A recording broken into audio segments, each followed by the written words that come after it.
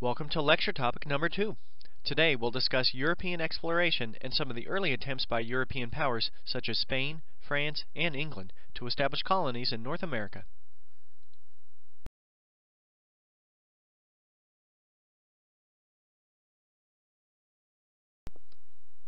There are a few themes to keep in mind while viewing this lecture.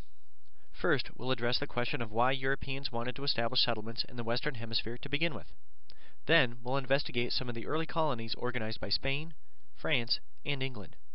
Finally, we'll explore some of the early interaction between Native Americans and European colonists. Overall, you should be able to compare and contrast the early settlements undertaken by the European powers and the results of their actions for colonists, as well as for Native Americans living in the Western Hemisphere. A good place to start would be with the question of why Europeans wanted to explore new lands and establish colonies in the first place. There were many reasons why Europeans sought to establish colonies in the Americas. The goal of the next few slides is to outline some general motivations for colonization. One of these would be based on economics. Some were looking for shorter trade routes to the east, as Europeans wanted easier access to goods from Africa and Asia, such as cinnamon, nutmeg, and sugar, to add spice to their bland diet. However, they also sought access to silk and jewels. In addition to these items, many others sought gold and other precious metals, as well as land for expansion of their empires. While economics played an important role for many, others came due to religious reasons. Some wanted to practice their religion freely as they hoped to escape persecution. Yet still others wanted to spread Christianity to new areas, as is shown with the woodcut here on the right. It shows Mother Maria de Jesus preaching to Indians living in New Mexico. So here we see there was a missionary aspect to the actions of many. But there were other general factors as well. Some came seeking adventure and traveled because they wanted to discover new lands and were curious. However, there's one factor numerous people often overlook. A significant portion of people who became colonists were forced to do so. These were slaves. Africans didn't travel seeking gold. They weren't trying to spread a religious faith. They came because they were forced. A later lecture will explore in more detail some of the characteristics of the African slave trade, but some historians have described this as the largest forced migration in human history.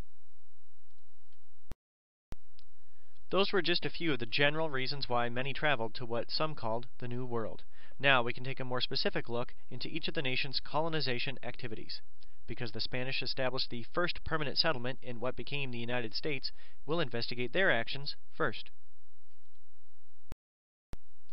This is the same map which was shown earlier, demonstrating some of the common trade routes from Europe to Asia.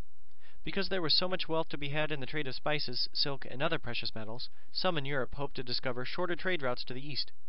One such explorer was from Genoa, Italy, named Christopher Columbus. By the late 1400s, he was a skilled navigator who became obsessed with finding a shortcut to the east. In 1492, he convinced the Spanish monarchs, Isabella and Ferdinand, to finance a mission of discovery. He arrived in the Bahamas in October of 1492, and he believed he had found a shorter route to the Indies. Therefore, he named the people he came into contact with Indians. This map identifies several of the voyages of discovery made by different Europeans. If you notice the routes shown in red, they signify the 4 separate trips made by Columbus to what he thought were the Indies. This slide shows 2 additional maps.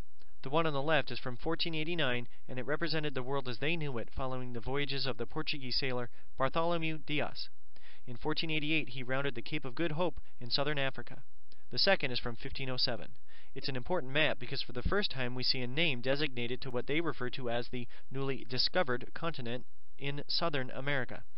This was named for the Italian explorer Amerigo Vespucci, who realized what came to be known as America was a new continent, rather than the islands off the coast of Asia. Columbus was wrong when he believed he had found a quicker route to Asia, and he was not the first European to successfully cross the Atlantic. However, his actions were very important. His voyages were sponsored by the Spanish crown, and they caught the attention of other European rulers. His actions were then followed with large-scale efforts to explore the region more deeply and to establish permanent settlements. We'll now continue with a discussion of Spanish exploration by studying the conquest of Mexico and then move northward to focus on events in what was known as New Mexico. Cortes was another important Spanish explorer. In 1519, he landed in what is now Veracruz, Mexico, with about 600 soldiers. His ultimate goal was to bring back wealth and riches to Spain in the form of gold and other valuable jewels.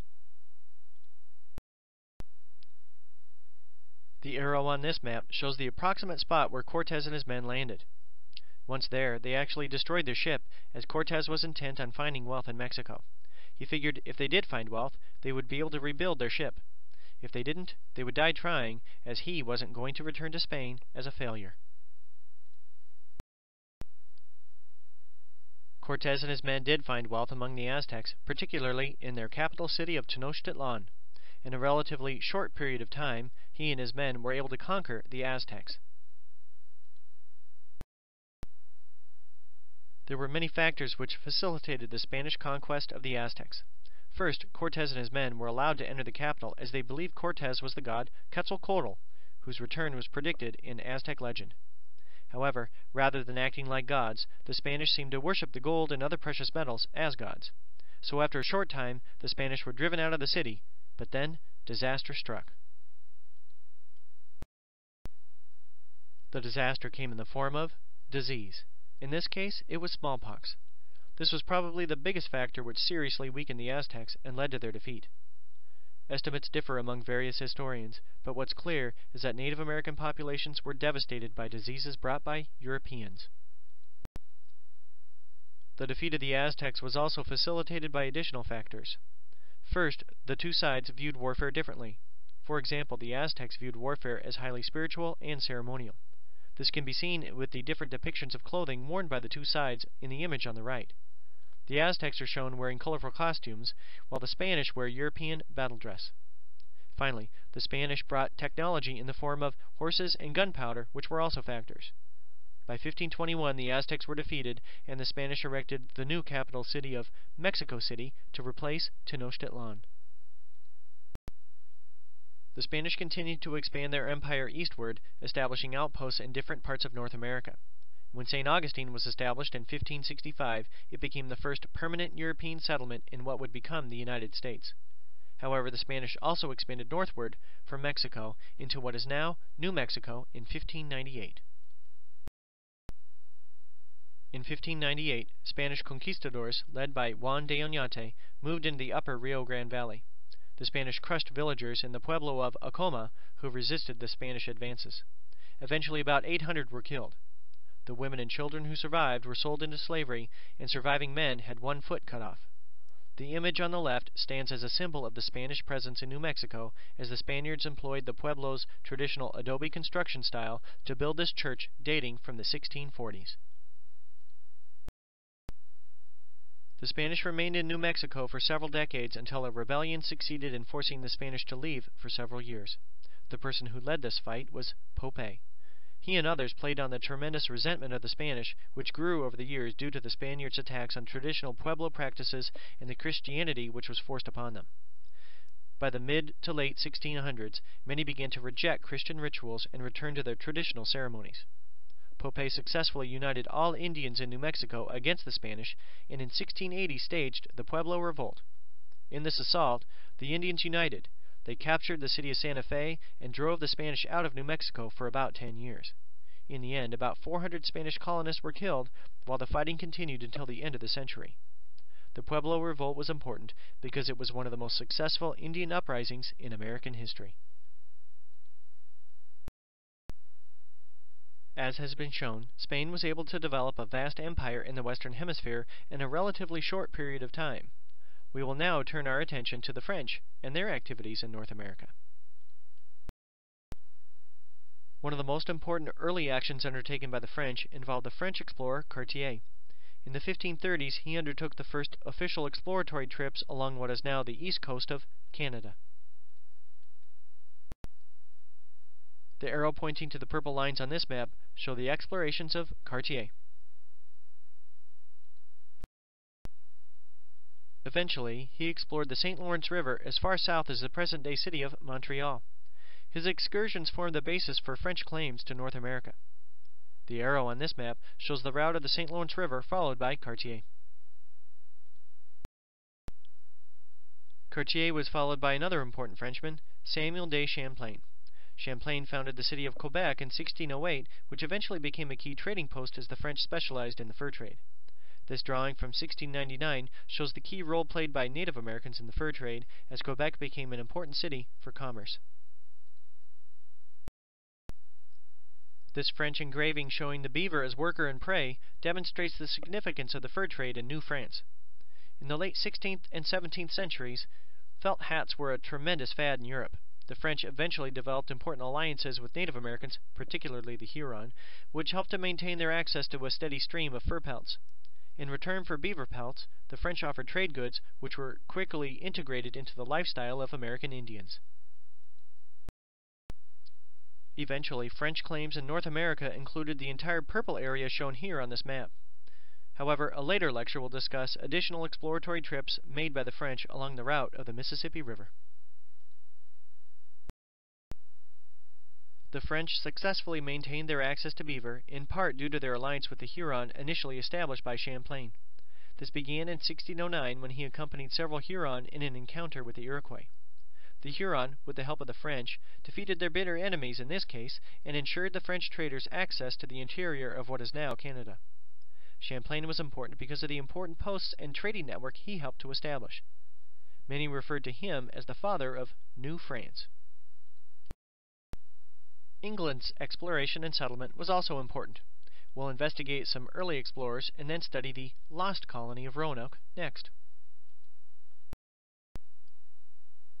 England's excursions began in the late 15th century when John Cabot was hired to explore the North Atlantic. The arrows pointing to the blue lines here indicate the travels of John Cabot in 1497.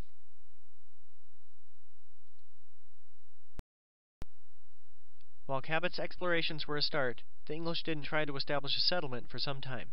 The first attempt undertaken by England, which we will explore, took place in the 1580s at Roanoke.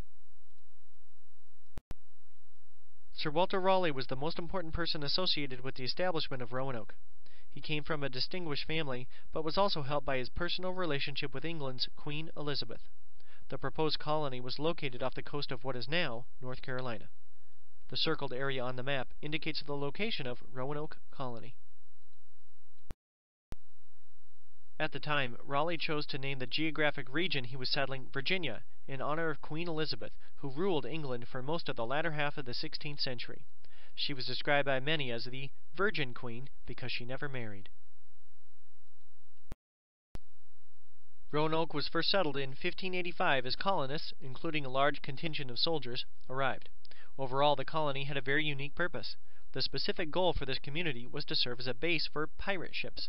Roanoke was located just north of the Spanish in Florida to enable privateers to attack these Spanish ships. Relations with local Indians were rocky at best, even though the English relied on them for food. This could possibly explain the eventual fate of the colony. This drawing from John White, a member of the colony, demonstrates the different methods used by Indians to fish. On the left, you can see the construction of weirs and traps. In the background, Indians are spearing fish in shallow water. And in front, they're fishing from dugout canoes. Communication between Raleigh and the colony was interrupted more than once as war raged between England and Spain. When a supply ship finally arrived in 1590, they returned only to find the colony deserted with the word Croatoan carved into a tree. No one is sure of the exact fate of the colonists, whether they were attacked by local Indians or were faced with disease or natural disaster remains a mystery today. So this early attempt to establish a colony ended in failure, but it would not be England's final such attempt. The next major attempt to establish an English colony was in Jamestown, Virginia. I recently traveled to Jamestown and had a wonderful experience. If you have the opportunity to go there, I would sure encourage you. You can click on one or both of the hyperlinks below to learn more about these historic sites. Jamestown was first settled in 1607 and is considered to be the first successful English colony in what became the United States. The organization of the colony was not in the hands of an individual, but instead controlled by the Virginia Company of London, a joint stock company designed to make money for their investors. There were many problems which faced the settlers in Jamestown. For example, their location was chosen as it was easily defended, yet it was in the middle of a swamp, and the summer brought intense heat and annoying insects. Many fell ill and were unable to work. Others refused to work as they were gentlemen simply out looking for gold. They were also ill-prepared to survive on their own without supplies from outside sources. For food, they relied on the local Indians, which were organized into a powerful confederacy. These were the Powhatan Indians, led by Chief Powhatan. One of the settlers, John Smith, was captured and set to be executed as he attempted to seize corn. Smith was later released, but not before he may or may not have been saved by Powhatan's daughter, Pocahontas. At the time, she was about 10 years old. As Jamestown settlers continued to struggle in that first year, some statistics may demonstrate the lack of success in the colony. In May of 1607, 101 settlers arrived in Jamestown. When relief ships arrived the following January, only 38 remained alive. Smith later inherited a leadership position within the colony and established a trade network with the Powhatans to ensure access to food and other supplies. However, he also implemented a new policy which was unpopular among many of Jamestown's English inhabitants. It essentially dictated, "You don't work, you don't eat." Under Smith's leadership, there was a much higher survival rate. At the outset of the winter of 1608, 200 settlers were living in Jamestown.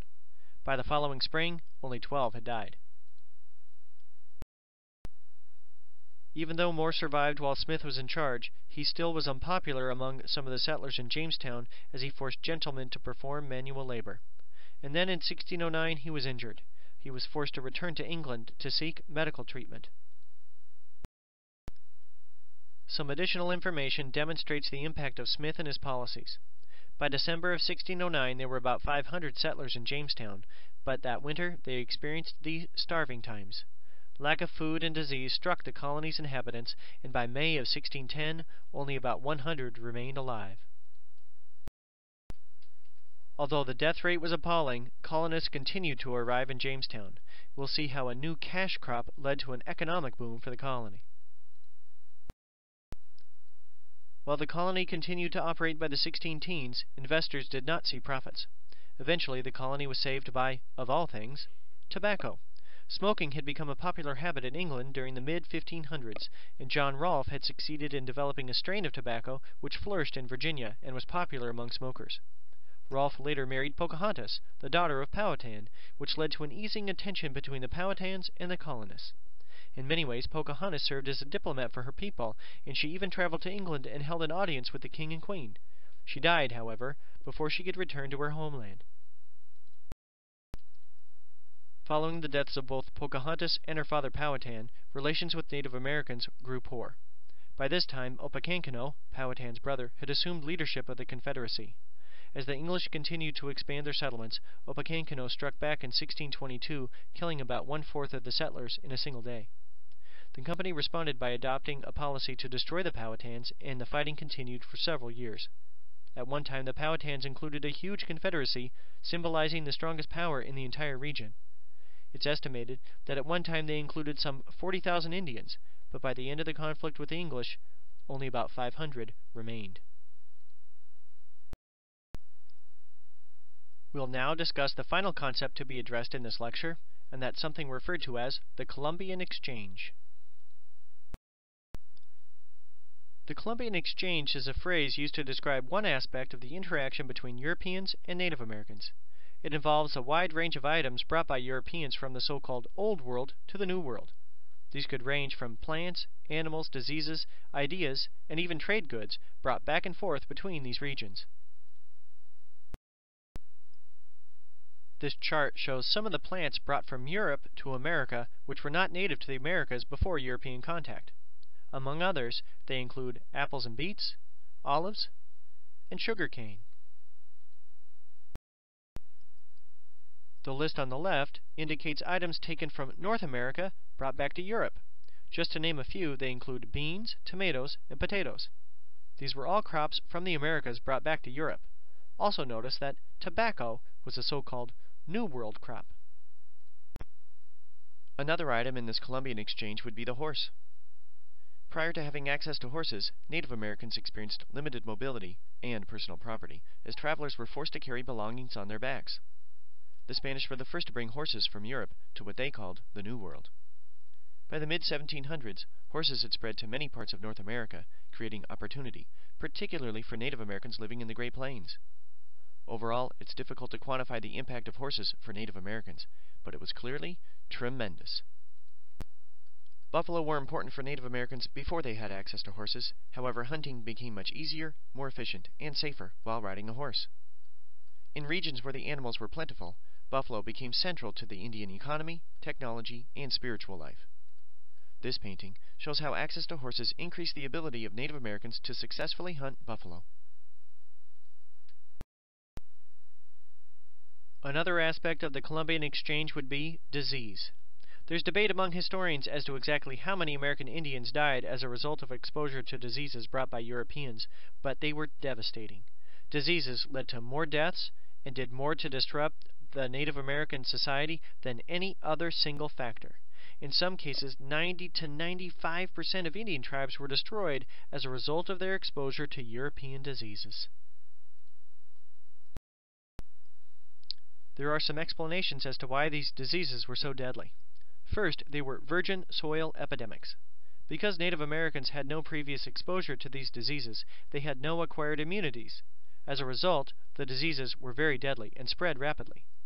Secondly, more than one disease would often plague a community at the same time. Finally, these were tough diseases. Smallpox, chickenpox, influenza, measles. These are just a few of the diseases which devastated Indian people. Today, using all of our modern medical practices, these diseases often don't have cures. Instead, we have vaccines. Knowledge of vaccinations were yet to come. What about diseases which were common among Native Americans? Well, as this figure from a burial site in Mexico which predates contact with Europeans shows, diseases were common in the Americas. The lesions on this figure suggest the individual suffered from syphilis. It's believed that syphilis originated in the Americas and was transported to Europe, where many suffered and died from this sexually transmitted disease. Now that we've concluded the core of today's lecture, we can review some of the highlights of the information presented. This lecture investigated the actions of Spain, France, and England as these European nations first explored and then established settlements in the Americas. Europeans and Native Americans interacted in many different ways. In some cases it was positive, while in others it was negative. Now you should be able to compare and contrast the activities of these different nations and evaluate the results of their activities for both their own countries and Indians living in North America. This concludes lecture number 2. The next few slides will offer some hyperlinks to additional information on these topics and a list of sources used to create this presentation. Have a good day.